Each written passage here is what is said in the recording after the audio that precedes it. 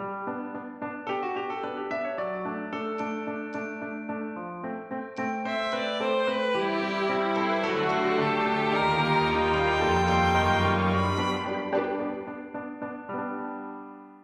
we're going to make a puff pastry dough, and growing up I've used this dough in eclair desserts, but in my catering we've also been making mini puff pastry dough to use for mini sandwiches for different luncheons.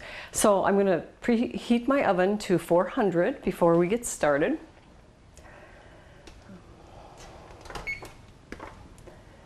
And you're going to bake it at 400 for 10 minutes, and then you're going to turn it down and then bake the second half at 350 degrees for 25 minutes. Today I'm just going to make a half a recipe, so I'm going to put in half a cup of water and a half a stick or 4 tablespoons of butter.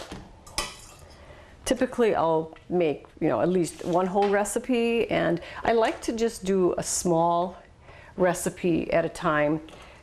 Just because when you're working a lot with the dough, it's like making pie crust. The consistency changes if you work with it too much. So by just making a half a recipe or just one recipe, then I like that consistency. You want to start your water and butter melting at kind of a medium temperature, like on my stovetop, like 4 to 5. And then you let it melt, and then you're going to bring it to a boil. And when it comes to a boil, then you're going to add a half a cup of flour and mix that all up until it just becomes a nice round ball. And then it's going to be ready to beat in the eggs, and it's really quite a simple recipe. It takes a few minutes for the water and butter to come to a boil, but when it is at a rapid boil, you want to turn off the burner, and then we're going to add a half a cup, because this is a half a recipe, a half a cup of flour. And I'm just going to even that off a little bit. And then just stir it vigorously until you have it all stirred in to the water butter mixture. And it could start to stick just a little bit on the bottom, so you just want to make sure you get all of the flour stirred in until it's all has disappeared, and it actually forms a ball, which I have. And the next step is to beat in your eggs with your filling, and you can use your pan, but I really prefer to use my mixer instead. So after I get my ball, then I just dump that in, and then I'm going to add 2 eggs, one at a time. And again, you're beating them until it's all incorporated, and you continue beating until it's going to become like a slimy kind of look. So when it's the right consistency, then it's going to lose that real shiny appearance. And you want to beat it until the egg is completely beaten into your flour, butter, water mixture. And then you add your next egg.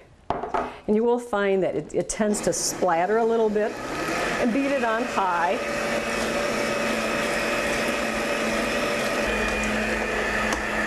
There, and you'll be able to tell when it's done. The real shiny look has disappeared, the shiny look of the eggs that you've beaten in. And then I just take off the excess pastry from the beaters. Growing up, I don't think I ever had like the puff pastry in a sandwich, but I remember my mother, again, making wonderful large eclairs and filling them with real whipping cream. So when the consistency is like that real shininess has disappeared, they're ready to make into your little pastries. And as I said before, I like to just have your pan just lightly greased, and it helps from them sticking on the bottom. So I just use, for your minis, just about 3/4 of a teaspoon. Could use a little bit more maybe on that. And you can just kind of shape it a little bit. I really just try to take it off from the bottom of the spoon as it kind of releases from your spoon. For our kids when they were in preschool, it was always a really fun little treat. I know sometimes you kind of run out of ideas, and especially during the holidays, you know, it would be fun to do something a little bit different. Or if you have to take a treat to school to share, or if you have a potluck or something special, like I said, for a bridal shower or some kind of a special luncheon that you're going to have. It's just a little bit different. I think it's one of these items that is kind of, for me, coming back again to my childhood. I grew up with my mother who baked a lot for a large family, and we were used to having, you know, things like this. It wasn't a real big deal because this was just, you know, things that my mother made. Although we didn't get the cream puff desserts often. That was more for a really special occasion. But I can remember feeling, you know, kind of hesitant about making this, or thinking that it was really a big deal, until I, you know, started making them again, and they really are quite easy. And as I said, you start them at 400 degrees and bake for 10 minutes. And they're going to start to just brown a little bit, and they're going to puff up. And then when the 10 minutes is up, then you bake them for another, at 350, turn your oven down to 350, and then bake for another 25 minutes. And I generally make these the day before.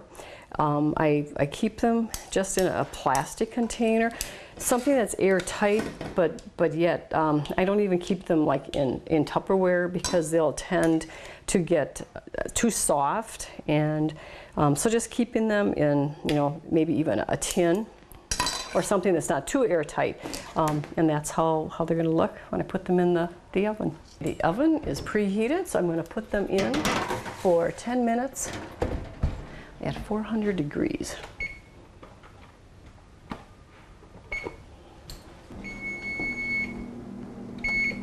Okay, the first 10 minutes is done, and this is how they look when they've started to rise a little bit. Actually, they've risen quite a bit. So now I'm going to turn it down to 350, and we're going to bake for another 25 minutes. What I have found, the recipe doesn't call for greasing your cookie sheet, but I have found if you do grease, you know, the cookie sheet just very lightly, it will prevent them from sticking. The last few batches, for some reason, they've stuck, and the bottom part ends up becoming hollow. So the last few I've made have actually come out really nice by just a little light grease on there. So when you're ready to fill your puff pastry, you can do a variety of fillings. I'm just going to cut it with a little serrated, like a butter knife or a little steak knife. And I don't like to cut it through, but as you see, it's going to be hollow on the inside, so it's going to be all set for filling. And as you see, there's, you know, kind of a variety of how they look. They don't come out necessarily really pretty, but they don't really have to. And if you ever had cream puffs, like at the fair or at, you know, a restaurant or a nice, you know, bakery, they don't have just a uniform look to them. So I'm just cutting a few, and I made a chicken salad that has celery and almonds, slivered almonds, and cranberries. And for some of our catering events, it's just a nice little luncheon salad. And what I like to do is just kind of hold the the puff pastry in my hand like that, and have a nice generous scoop of chicken salad. And as I'm filling it, I kind of come down on the top and put it in the little puff pastry. I think especially for lunch, you don't always want to have something that's really heavy, and you know, men and women alike have enjoyed these sandwiches when we've had them for various events. When my daughter had her shower, a bridal shower, we made these, and again, it's just a nice little light sandwich. And the puff pastry is kind of nice. It's a little bit different than just your regular, you know, buns or, you know, whatever else you might like to use for your sandwich. And I think for little kids, in fact, when my kids were in preschool, I had started making them into mini puff pastries. And I would fill them with peanut butter and jelly or with tuna. And I still, you know, still remember how much the kids would enjoy that for their little treat when it was their turn for snack day. And there's one example that you can use for your puff pastry. I've also made various desserts. One nice dessert is actually in the shape of a donut or an oval, and it's an eclair dessert. And you have a Bavarian filling in the middle, and then a chocolate ganache on top. I've made these and I've had extras, so I've actually have made the Bavarian filling. I've filled the little cream puffs and then drizzled chocolate all over, and it just made a really nice dessert for a birthday or some other event. So I hope you've enjoyed this segment of A Slice of Heaven, and until next time, happy baking.